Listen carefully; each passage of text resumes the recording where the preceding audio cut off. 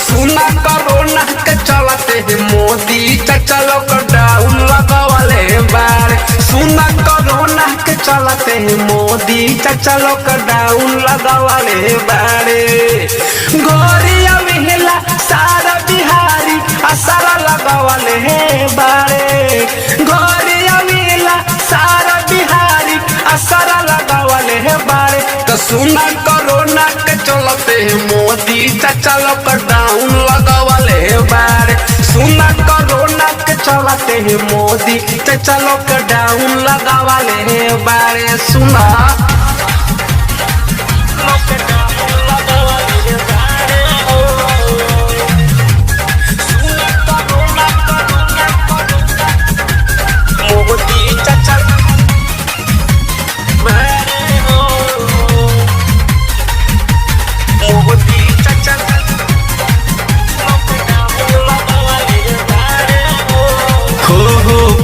बुखाइल बारे अगुताइल खुलत नहीं खेरेल हो।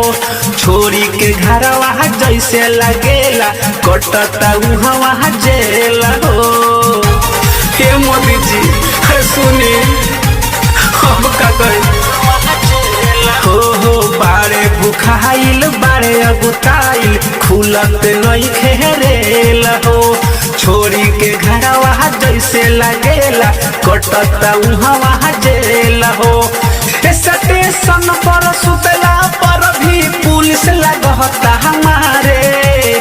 स्टेशन पर सुतला पर भी पुलिस लगता हमारे। तो सुना कोरोना के चलते मोदी चाचा लॉकडाउन लगवाले बारे। सुना कोरोना के चलते मोदी चाचा लॉकडाउन लगवाले बारे हो।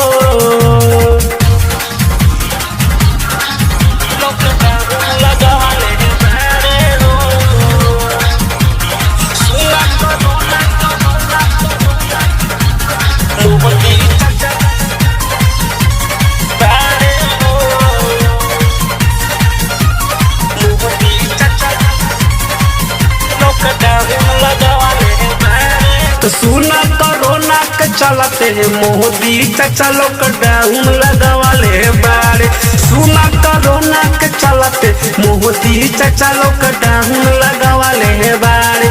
सुना कोरोना के चलते मोदी चाचा लॉकडाउन लगवाले बारे।